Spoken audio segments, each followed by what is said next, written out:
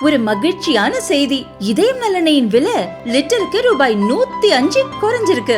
September 2023ல 1 litre இதயம் நலனையின் அதிகபட்ச விலை ரூபாய் 503. ஆனா இப்ப 1 லிட்டர் இதயம் நலனையின் விலை ரூபாய் 398 மட்டும்தான் தமிழ்நாட்டுல. அப்ப இனிமே எல்லாரும் இதயம் நலனை வாங்கலாம் இல்ல? தீர்மானம் கொண்டு வந்தேன். இந்த கவன ஈர்ப்பு தீர்மானத்திற்கு பேச வாய்ப்பளித்த பேரவைத் தலைவர் அவர்கள், இது எதனால் நடைபெறுகிறது, ஏன் இது போன்று தமிழ்நாட்டில் அடிக்கடி இந்த சம்பவங்கள் நடைபெறுவது என்பதை குறித்து சில செய்திகளை அரசுக்கு ஆலோசனையாக சொல்வதற்கு நான் சில விஷயங்களை பேச முற்பட்டேன். அது அங்கு முழுமையாக அந்த வாய்ப்பு பேரவைக்குள் எனக்கு வழங்கப்படவில்லை என்பதற்காக எனதருமை பத்திரிகை ஊடக நண்பர்களின் சார்பாக அரசின் கவனத்துக்கு கொண்டு வருவதற்காக உங்களை நான் சந்திக்கிறேன். சமீப காலமாக தமிழ்நாட்டில் நடைபெறுகின்ற இது போன்ற படுகொலைகள், நிறைய கொலை வழக்குகளில் இளம் சிறார்கள், அதாவது பள்ளியில் 10ஆம் வகுப்புக்கு கீழே படிக்கிற பள்ளி மாணவர்களாலும் கல்லூரி மாணவர்களாலும் இது போன்ற சம்பவங்கள் பெருமளவிலே நடைபெற்று வருவதை கண்கூடாக பத்திரிகை ஊடகத்தின் வாயிலாக நான் பார்க்கிறேன். அவர்கள் இது போன்ற சம்பவங்களில் ஈடுபடுகின்ற போது பிற்காலத்தில் அவர்களுக்கு ஆயுள் தண்டனை கிடைக்கும், தூக்கு தண்டனை கிடைக்கும், தன்னுடைய கல்வி பாதிக்கப்படும், தன்னுடைய குடும்பம் பாதிக்கப்படும் என்கிற எந்த சிந்தனையும் அற்றவர்களாக இருக்கிறார்கள்.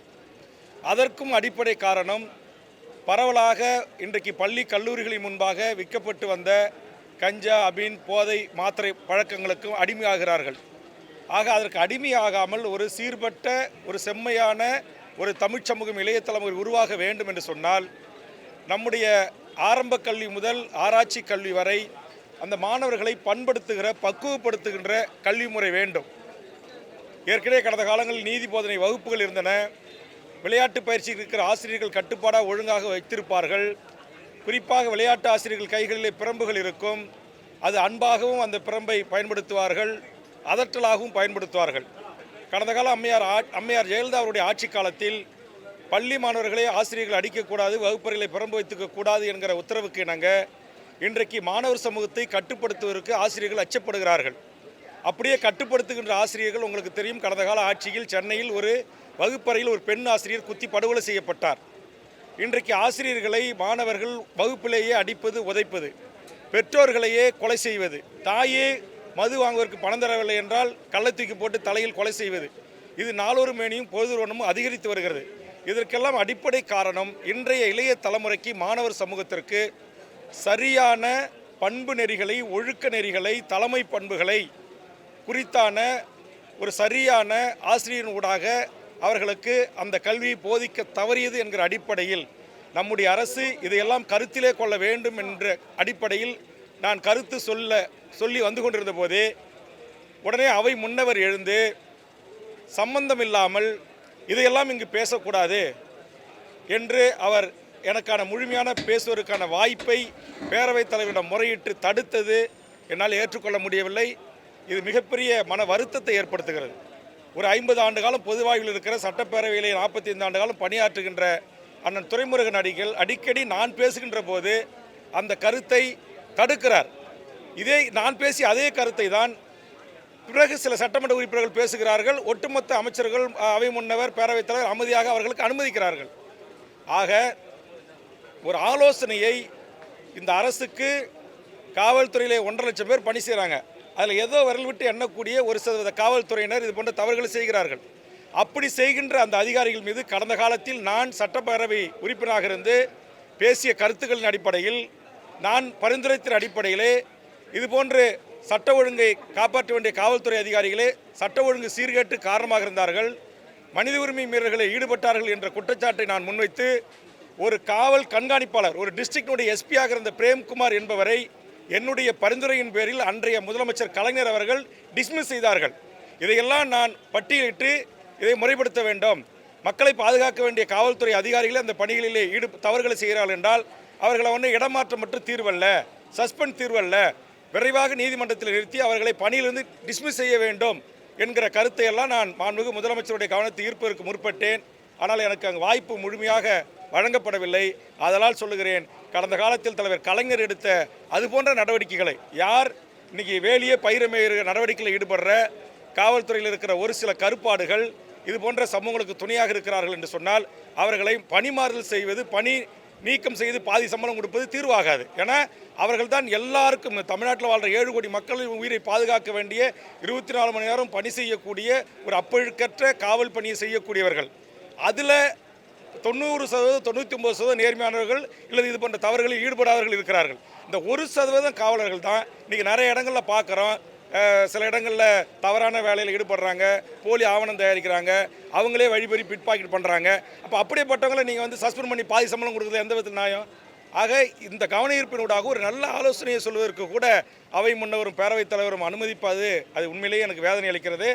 மேலும் ஜாகிர் ஹுசேனுடைய குடும்பத்திற்கு அவருடைய குடும்பத்தார் ஒரு வேலை தர வேண்டும் என்று கேட்டிருக்கிறார்கள். மாண்புமிகு முதலமைச்சர் அதை பரிசீலிக்க வேண்டும். அதேமாரி நம்முடைய புதுக்கோட்டையில் நம்முடைய ஜாஃபர் அலி அவர் ஒரு சமூக ஆர்வலர், ஒரு மாமன்ற உறுப்பினராக பணியாற்றிய ஒருவர். அவர் வந்து கனிம கொள்ளைக்கு எதிராக வீடியோ வெளியிட்டார், புகார் கொடுத்தாருன்றதுக்காக அந்த கனிம கொள்ளையர்களாலேயே லாரி ஏற்றி செத்தாரான்னு பார்த்து முன்னாடி போய் ஏற்றி அவரை கொண்டிருக்கிறாங்க. அவருடைய வீட்டுக்கு நான் போய் ஆறுதல் சொல்ல போனேன். 2 பெண் பிள்ளைகளை வைத்து விட்டு அந்த விதவை தாய் எப்படி நான் கரை சேர்ப்பேன் பிள்ளைகள்னு கதறிக்கிட்டு இருக்கிறாங்க. இதுவரையில் அரசு அவர்களுக்கு நிதி வழங்கலை. நான் என்னுடைய பணத்திலிருந்து 1 லட்சம் ரூபாயை கொடுத்து அந்த பெண் பிள்ளைகளுடைய படிப்புக்கு உதவிட்டு வந்திருக்கிறேன். அதே மாதிரி நம்முடைய ஜாகிர் ஹுசேன், ஜாஃபர் அலி குடும்பத்திற்கு அரசு நிதி வழங்க முன்வரணும், ஒரு அரசு வேலை வழங்க முன்வரணும் அப்படின்ற கருத்தை கூட முழுமையாக என்னை சொல்ல பேரவைத் தலைவர் அனுமதிக்கலை. எந்த சட்டத்துக்கு புறம்பான அன்பார்லிமெண்ட் வார்டுகளையோ சட்டமன்றத்தில் பேசக்கூடாத விஷயங்களையோ நான் பேச வரப்போகிறது இல்லை. இன்னும் சொல்லப்போனால் நான் கூட்டணியில் இருக்கிறேன்.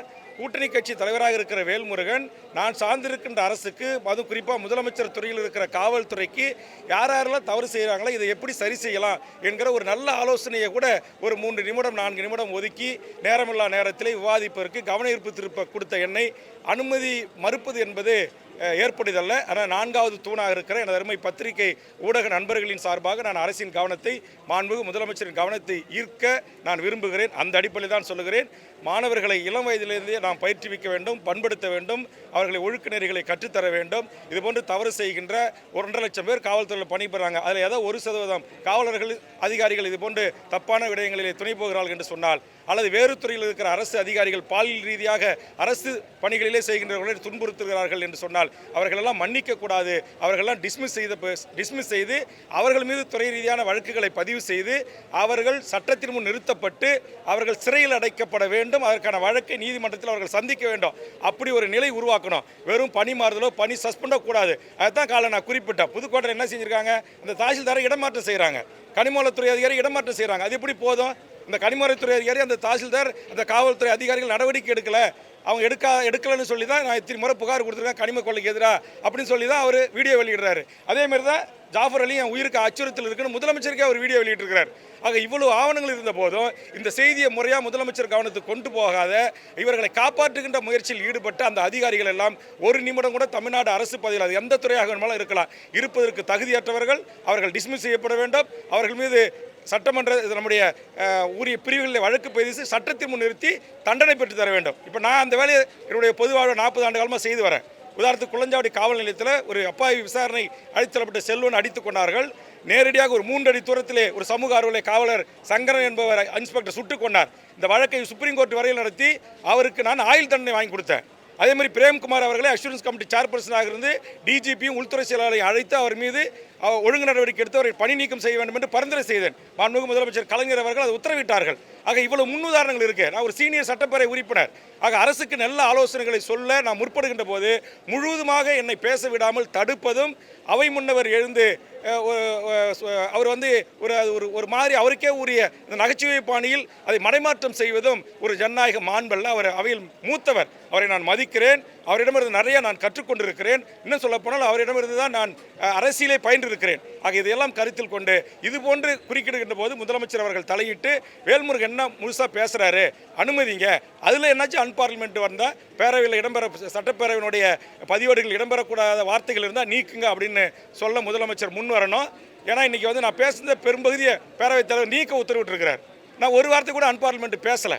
இது என்ன அப்படின்றது எனக்கு வேதனையாக இருக்கிறது. அதனால் 4வது தூணான உங்கள் மூலமாக, பத்திரிகை ஊடகத்தின் மூலமாக நான் மாண்புமிகு முதலமைச்சருக்கும் அரசுக்கும் கவனத்தை ஈர்க்கிறேன். நன்றி, வணக்கம்.